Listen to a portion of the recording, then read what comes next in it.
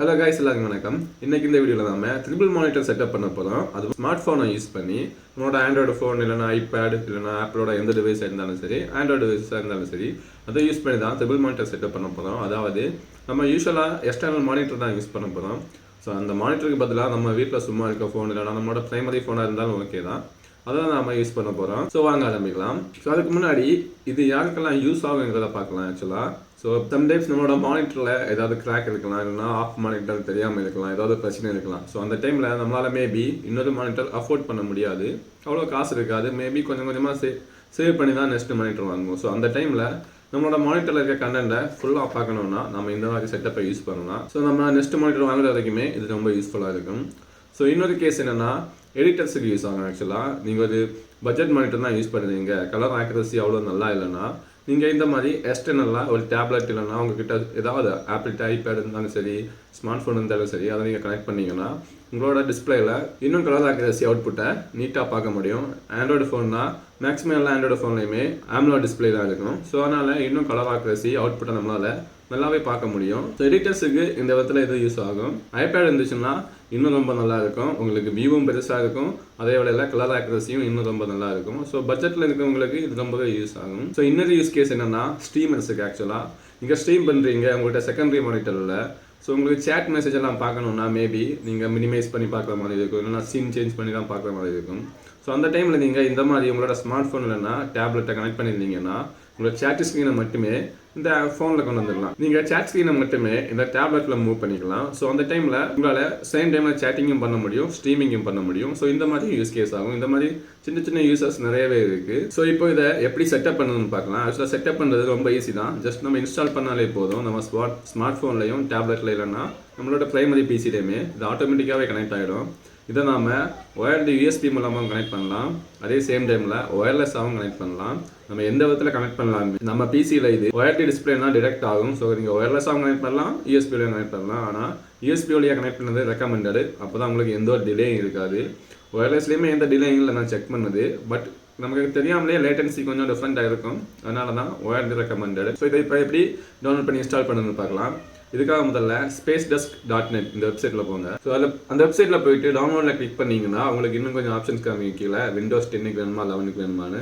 நீங்கள் விண்டோஸ் 10 11 எதுக்கு வேணாலும் எடுத்துக்கோங்க. உங்களோட ஆப்ரேட்டிங் சிஸ்டம் எதுவோ அதுக்கேற்ற மாதிரி டவுன்லோட் பண்ணுங்கள். அதுக்கப்புறமா இன்னும் கீழே போனீங்கன்னா நீங்கள் ஆண்ட்ராய்டு யூஸ் பண்ணுறீங்கன்னா ப்ளே ஸ்டோர் லிங்க் கொடுத்துருப்பாங்க, இல்லைனா ஆப்பிள் டிவைஸ் இருக்கீங்கன்னா ஆப் ஸ்டோரோட லிங்க் இருக்கும். ஸோ இதில் உங்களோட டிவைஸ் ஏதோ அதுக்கேற்ற மாதிரி டவுன்லோட் பண்ணுங்கள். டவுன்லோட் பண்ணதுக்கப்புறமா பிசியில் இன்ஸ்டால் பண்ணலாம். ஸோ டவுன்லோட் பண்ணதுக்கப்புறமா உங்களுக்கு இந்த மாதிரி செட்டப் கிடைக்கும்.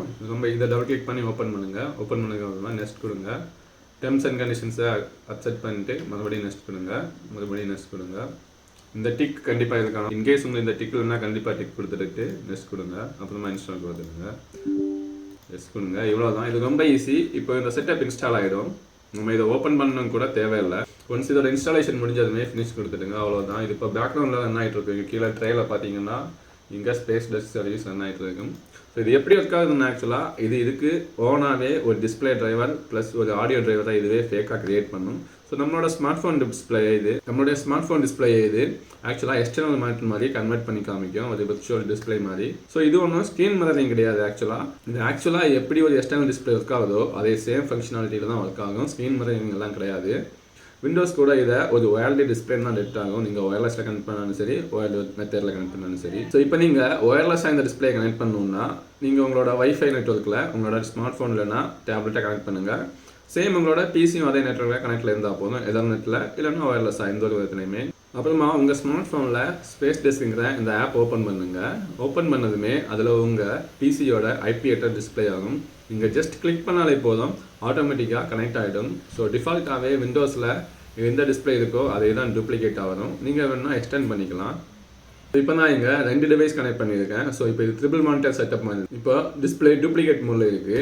என்னோட பிரைமரி டிஸ்பிளேயில் என்ன தெரியுதோ அதுதான் என்னோட மற்ற 2 டிவைஸ்லையுமே தெரியும். பாருங்கள், நான் அந்த பிரைமரி டிஸ்பிளேயில் என்ன பண்ணுறேனோ அது இந்த டிஸ்பிளேயில் ஆட்டோமேட்டிக்காக தெரிஞ்சிடும். நான் இப்போ ஒயர்லெஸ் மோடில் தான் கனெக்ட் பண்ணியிருக்கேன். ஸோ நான் இப்போ இதை எக்ஸ்டெண்ட் மானிட்டராக செட்டப் பண்ண போகிறேன். அதுக்கு நீங்கள் டிஸ்பிளே செட்டிங்கில் போயிட்டு எக்ஸ்டெண்ட் டெஸ்க்டாப் 192 செலக்ட் பண்ணிவிட்டு கீப் சேஞ்சஸ் கொடுங்க. இப்போ என்ன ஆகும்னா நம்மளோட டிவைசஸ் எல்லாமே ஒவ்வொரு மானிட்டராக செப்பரேட்டாக ஆக்ட் ஆக ஆரம்பிக்கும். இப்போ எக்ஸாம்பிளுக்கு நான் இங்கே பாருங்கள் இதில் ப்ரைமரி டிஸ்பிளேல ஒரு டாஸ்க் பண்ணுறேன், இருந்தாலும் அது மற்ற டிஸ்பிளேல டிஸ்பிளே ஆகாது.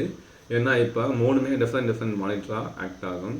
நம்ம ப்ரைமரி மானிட்டரில் ஒரு டாஸ்க் பண்ணலாம், அப்புறமா இன்னொரு டிஸ்பிளேல அதே மவுஸை ட்ராக் பண்ணி கொண்டு வந்தோம்னா இங்கேயே வந்துடும் அதுவும். ஸோ இங்கே தான் எக்ஸல் ஓப்பன் பண்ணுறோம் பாருங்கள்.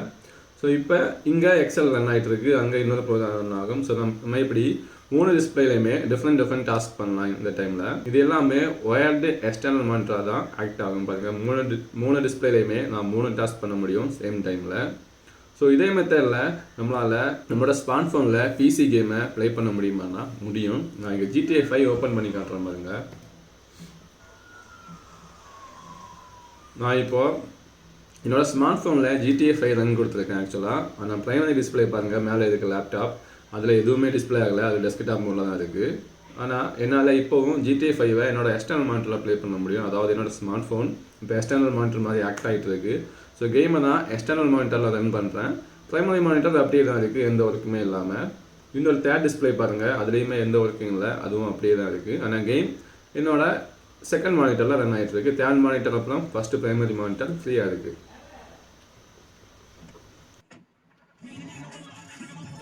ஸோ இதில் நம்ம கேம் கூட பண்ணலாம், எந்த பிரச்சனையும் இல்லை. ஸோ இதை மாதிரி நம்மளால் இதை நிறைய டிஃப்ரெண்ட் யூஸ் கேஸுக்கு யூஸ் பண்ண முடியும். நம்ம ஸ்டார்டிங்லேயே சொன்ன மாதிரி உங்களுக்கு டிஸ்பிளேல கொஞ்சம் டேமேஜ் ஆகிருந்துச்சு, இல்லைனா லைன்ஸ் விழுந்துருக்கு, இல்லைனா கலர் ஆக்யூரசி அவ்வளோவா ஆக்யூரேட்டாக இல்லைன்னா இந்த மாதிரி ஸ்மார்ட் ஃபோன்ஸ் இல்லைனா டேப்லெட்ஸ் யூஸ் பண்ணலாம். எஸ்பெஷலி உங்கள் டேப்லெட் இருந்துச்சுன்னா ரொம்ப யூஸ்ஃபுல்லாக இருக்கும். டேப்லெட் தான் சைஸ் பெருசாக இருக்கும். ஏன்னா நம்மளோட மானிட்டர் சைஸ் மினிமம் 17லேருந்து 18 இன்ச்சஸ் எல்லாம் இருக்கும். லேப்டாப் போனீங்கன்னா ஸ்டார்டிங் 14 இன்ச்சாவது இருக்கும் மினிமம். ஸோ அந்த மாதிரி டைமில் நம்ம டேப்லெட் யூஸ் பண்ணால் இன்னும் பெட்டராக இருக்கும். ஸோ எஸ்பெஷலி ஆப்பிள் ஐபேட் இருந்தால் ரொம்ப யூஸ்ஃபுல்லாக இருக்கும். ஸோ இந்த டிஸ்பிளே வச்சு இன்னும் ஏதாவது எக்ஸ்பிளைன் பண்ணணும்னா கமெண்ட்டில் சொல்லுங்கள், கண்டிப்பாக பண்ணுறேன். ஸோ இந்த வீடியோ பிடிச்சிருந்தா மறக்காமல் லைக் பண்ணுங்கள், என்னோட சேனலை சப்ஸ்கிரைப் பண்ணுங்கள். தேங்க்யூ.